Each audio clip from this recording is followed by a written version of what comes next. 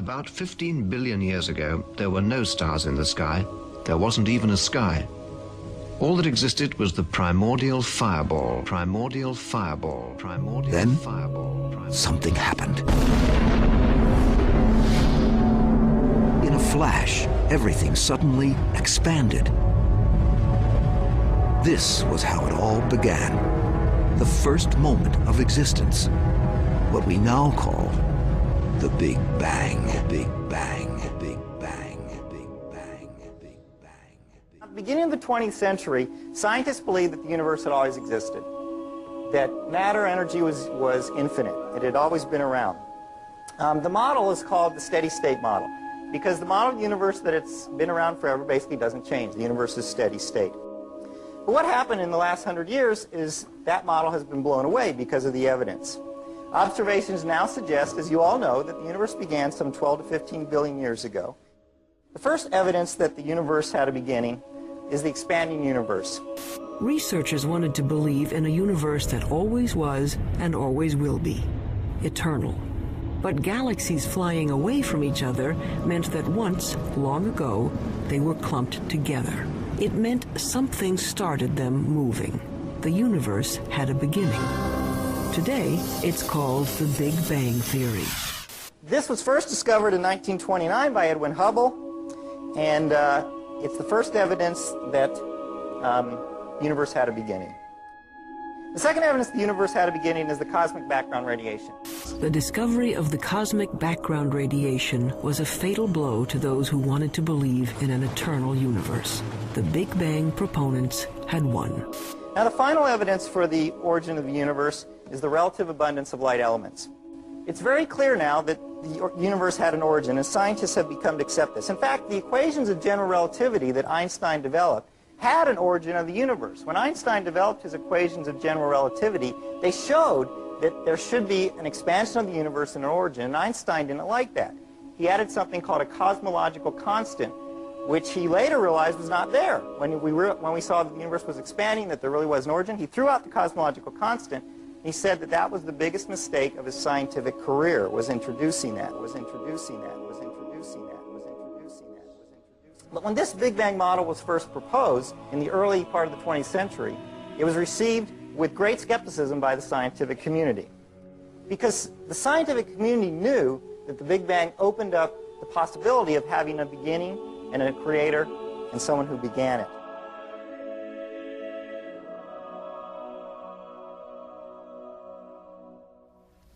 Have you ever asked yourself where the universe came from? Why everything exists instead of just nothing? Typically, atheists have said that the universe is just eternal and uncaused. For example, Bertrand Russell, the famous atheist on a radio program, he said the universe is just there and that's all. But the astrophysical evidence indicates that the universe began to exist in a great explosion called the Big Bang 15 billion years ago. So where did the universe come from? Why does the universe exist instead of just nothing?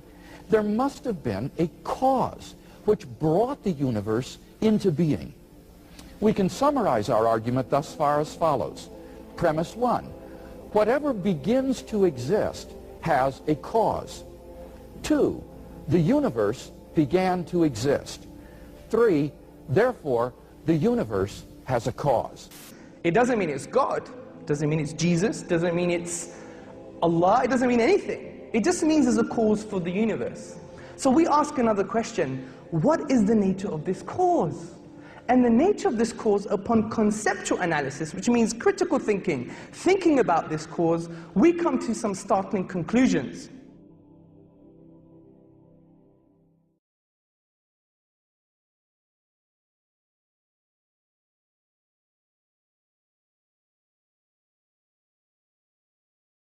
So there's a God. Then you have to say, but sorry, where did God come from?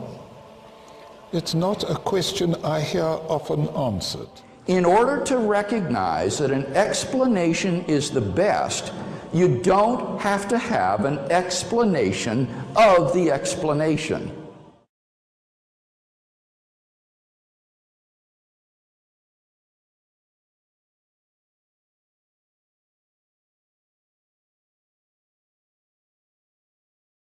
goes on and on and on backwards, but at one point I have to have an uncaused cause, or there would be nothing in existence today.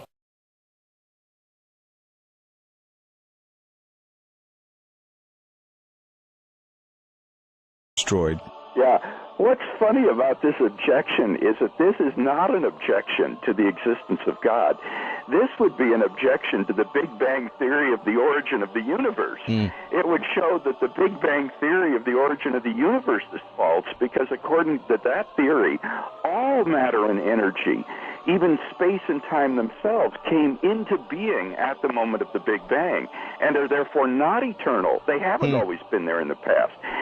So if these fellows were right, all contemporary cosmologists who believe in the Big Bang theory of the origin of the universe would be contradicting the laws of thermodynamics, and that's hardly the case. Why?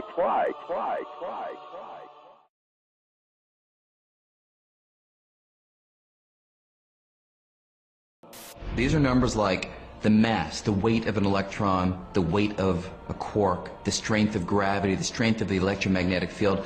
About 20 numbers that describe those and other parameters, features of our world, but nobody knows why it is that those numbers have the particular values that they do. Now, you could easily say, yeah, who really cares? You change the mass of the electron by a little bit more, a little bit less. Does it really matter? And the answer is it does. For example, the strengths of the other forces are all important, the masses of the various subatomic particles. Now, this is one of a long list of properties in underlying physics that seem to be prerequisites for a universe with life. If all of these things were even a little bit different, then life, certainly life as we know it, could not exist. It's a very surprising conclusion, but it's true, and all scientists would acknowledge that's the case. Bernard Carr is a cosmologist and studies how the laws of physics operate in the universe. He says that the laws of nature are so finely tuned to enable complex life to exist that it is extremely unlikely that this could have happened by chance. Such fine-tuning, Carr believes, at least raises the possibility of a tuner. This is a diagram, it's called the pyramid of complexity, and what we've got here, we've got the different levels of structure in the universe, and at the bottom we've got the things like quarks that make up the atoms, and the atoms build up to make molecules, the molecules build up to make living cells, the cells make organisms, and eventually we end up with brains and consciousness.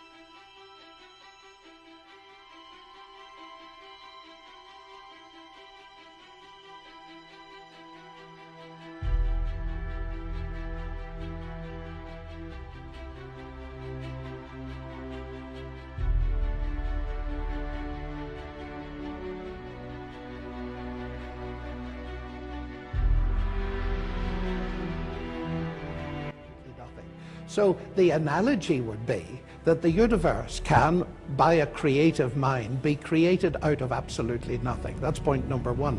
Point number two is the universe reflects mathematical structures, but I think we want to realize that mathematics doesn't cause anything. Newton's laws describe what will happen. They don't cause motion. And it seems to me that's a profound mistake that I see in a number of books, as if mathematics could create the universe. I mean, 2 + 2 = 4, but that never put £4 in my pocket. It doesn't create anything.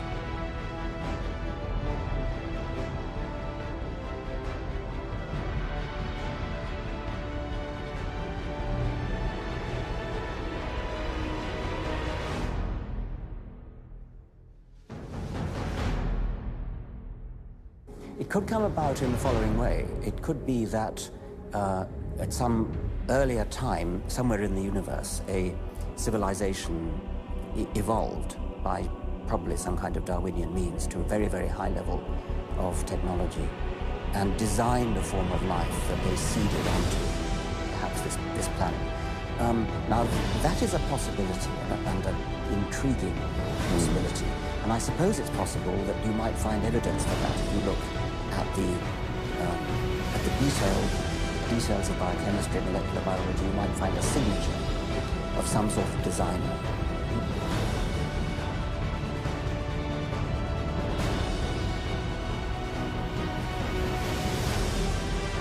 How do you get from the inorganic world to the world of the cell? Well, one popular theory is that it might have started off on the backs of crystals. Molecules piggybacked on the back of crystals forming, and that this led to more and more complex. But of course, the nice thing about crystals is every now and then you get mistakes, mutations, and that this opens the way for natural selection. But at one point there was not a living thing. Yeah. And then there was a living thing. How did that happen? Well, that's just I've just told you. And I don't see any reason why you shouldn't go from very simple to more and more complex to more and more I don't either, but I don't know how you get from mud to a living cell. That's my question. Yes, well, I've told you. I think it was on the try back one of more crystals. time. On the backs of crystals. On the backs of crystals is at least one hypothesis, yes.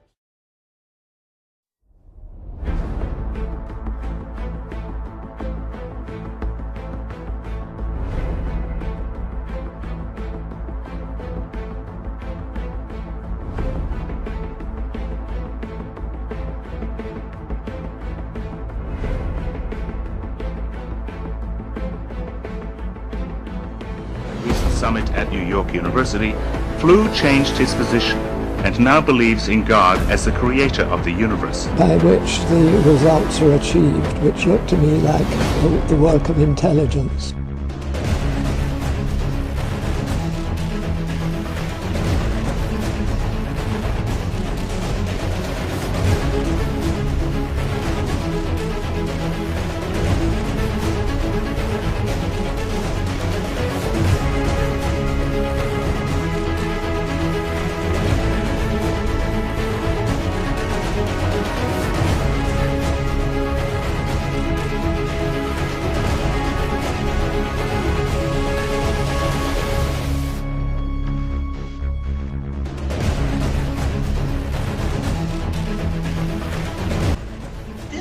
very important, I think, because behind the frontal bone sits the frontal lobe of the brain.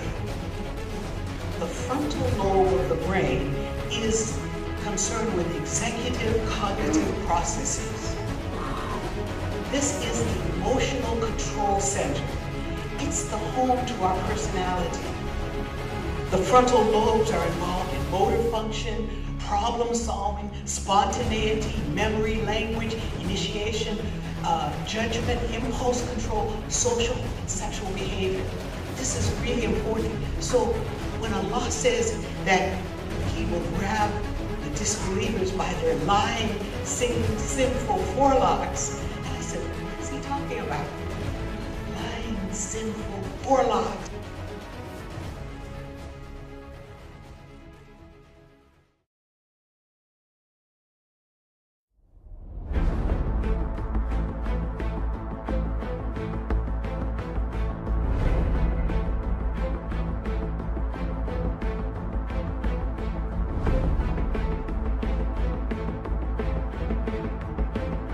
How about this? There's no truth in anything but science. Have you heard this? When you go to college, you're going to hear this. What's the problem with the claim? Look at it. What is it? What? That's not science. That's exactly right. You simply say, is that a scientific truth? Can you go in the laboratory and prove that? No, you can't go in the laboratory and prove that. That's a philosophical claim. And what's often forgotten is that you can't do science without philosophy. Science is built on philosophy. The problem is many scientists are poor philosophers. In fact, I wrote an article not long ago. You can go to our website and get it. It's called Science Doesn't Say Anything, Scientists Do. Science doesn't say anything, scientists do. And it depends on the worldview of the scientist as to how they're going to interpret the data. All data needs to be interpreted. That involves philosophy. That involves thinking. No scientific data tells you what the answer is. You have to interpret it. In fact, you know what? You can't understand the newspaper without philosophy. You can't understand the Bible without philosophy. You can't understand anything without philosophy. Now, I'm not talking about the kind of philosophy where you sit around and ponder whether or not you have a navel. I'm not talking about that. I'm talking about philosophy when it comes to logic and thinking and ethics. That's what you need to do to interpret anything.